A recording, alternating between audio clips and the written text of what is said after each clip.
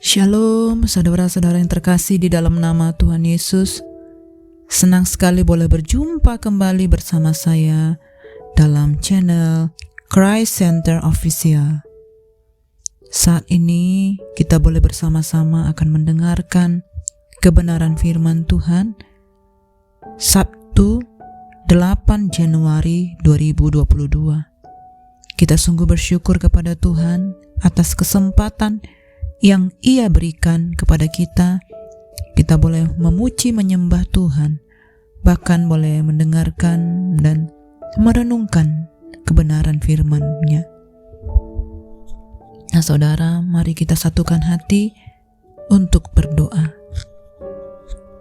Bapa di surga, kami sungguh bersyukur pagi hari ini kami datang kembali kepada Tuhan.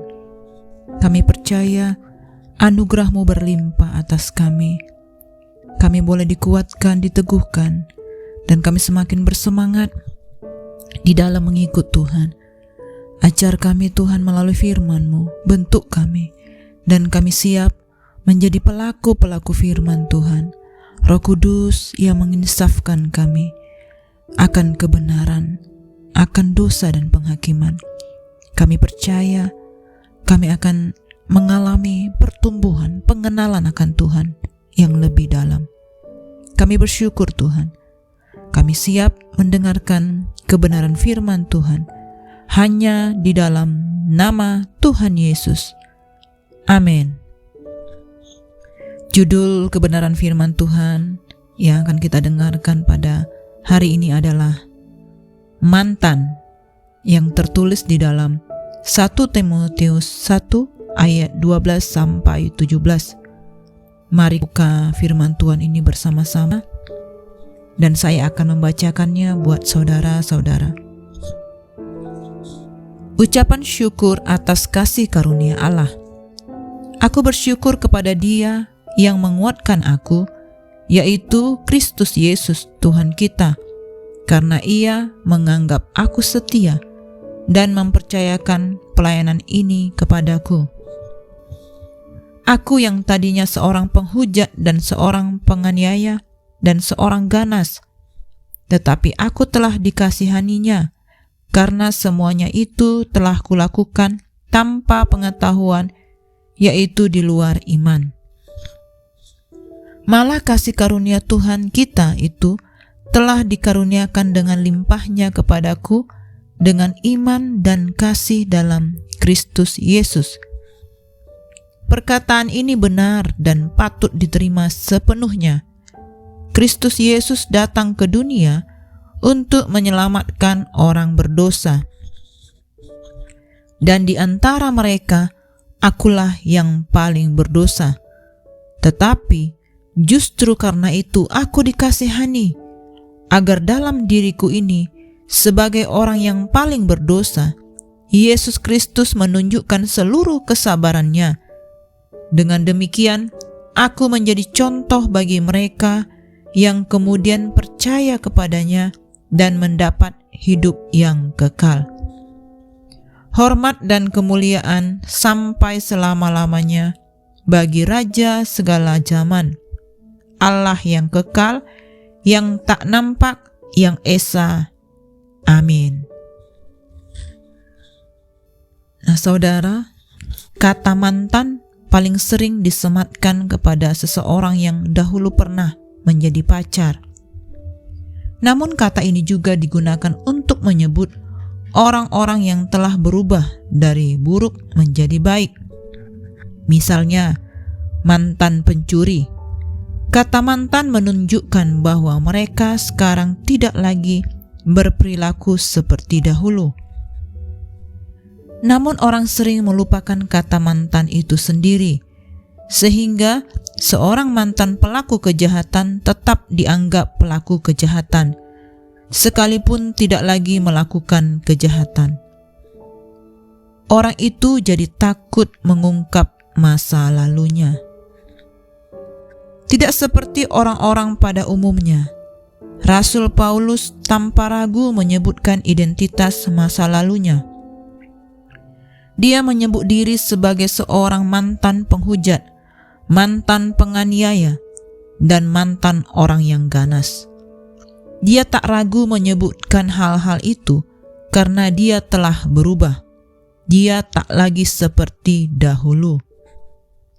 Penghujatan, penganiayaan, dan keganasan merupakan dosa yang mengerikan.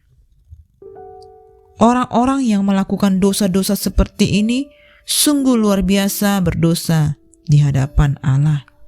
Menghujat Allah berarti langsung menyerang Allah. Menganiaya umatnya berarti berusaha melukai dia melalui jemaatnya.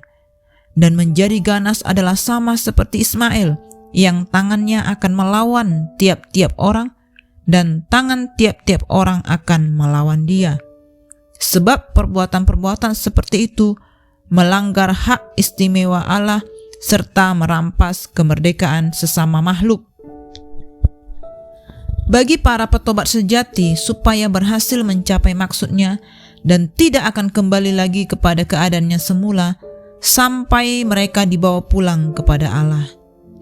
Rasul Paulus ini seringkali mengaku bagaimana kehidupan lamanya, seperti yang tertulis di dalam Kisah Para Rasul 22 ayat 4 dan Kisah Para Rasul 26 ayat 10 sampai 11.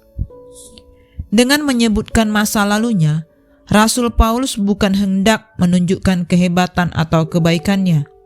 Sebaliknya, dia menunjukkan kasih karunia Tuhan dengan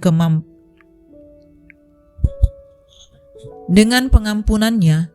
Tuhan membuat seorang penghujat dan penganiaya yang ganas menjadi saksi Injil Kristus Yesus. Hanya karena belas kasihannya, Tuhan memberikan kesempatan kepada orang yang paling berdosa menjadi pelayan Tuhan dan contoh bagi orang percaya lainnya. Pengakuan atas masa lalu yang kelam tidak diikuti dengan membanggakan diri atas perubahan yang telah terjadi.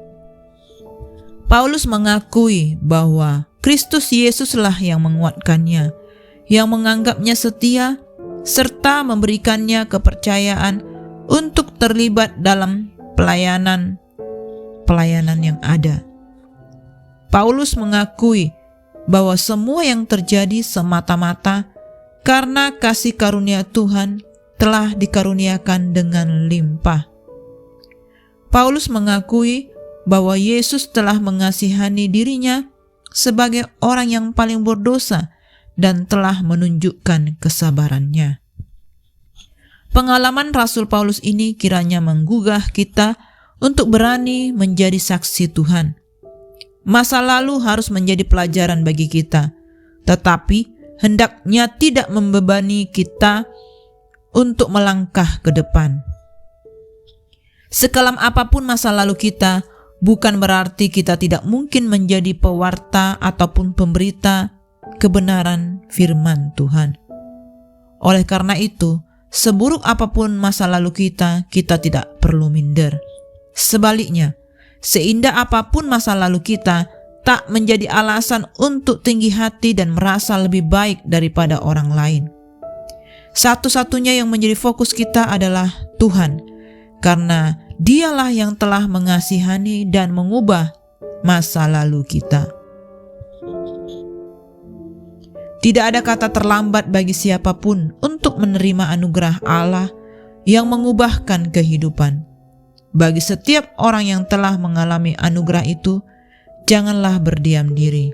Layanilah Tuhan sepenuh hati dan jadilah berkat bagi orang lain.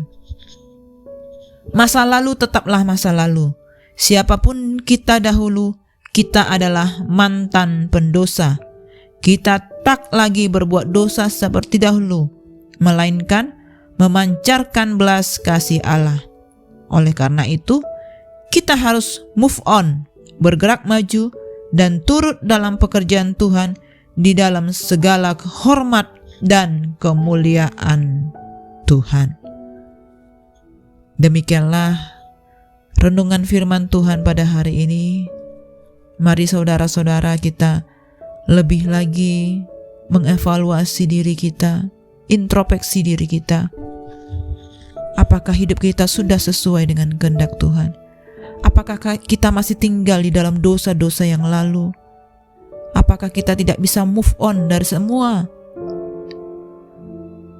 tindakan ataupun perbuatan jahat yang pernah kita lakukan? Mari kita semakin rindu untuk menjadi seperti Yesus. Tuhan akan mampukan kita, Roh Kudus akan mampukan kita untuk dapat berjalan sesuai dengan kebenaran firman Tuhan. Nah saudara, mari kita tutup di dalam doa. Bapa di surga, kami sungguh bersyukur kalau kami sudah mendengarkan firman-Mu. Biarlah firman-Mu menjadi rema dalam hidup kami. Kami percaya Logos yang terus akan mengubah kami, memberikan kami pencerahan, yang mengajar kami untuk semakin dalam lagi merenungkan tentang kasih Yesus yang terlalu besar bagi setiap kami. Terima kasih Bapa, Engkau yang membawa kami menjadi pelaku-pelaku firman. Engkau jadikan kami seperti biji mata-Mu, dan Engkau yang melindungi kami, menjagai kami, bahkan menjadikan kami lebih daripada pemenang. Terima kasih Bapa yang baik. Kami bersyukur Engkau bersama-sama dengan kami.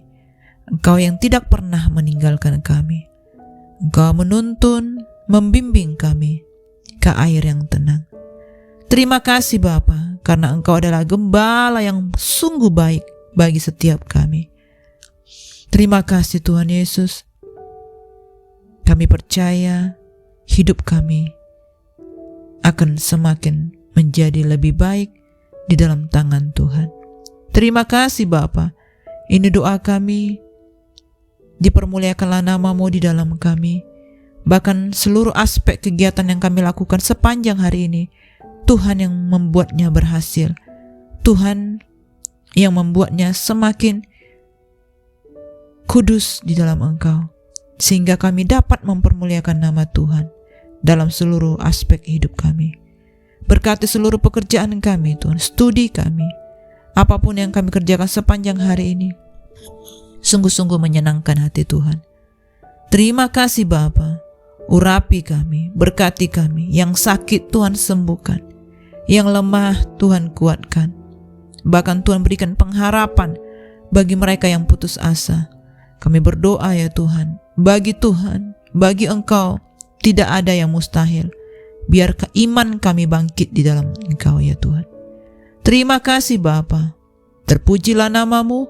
Hanya di dalam nama Tuhan Yesus kami berdoa. Haleluya. Amin. Selamat akhir pekan dan selamat beraktivitas. Tuhan Yesus memberkati.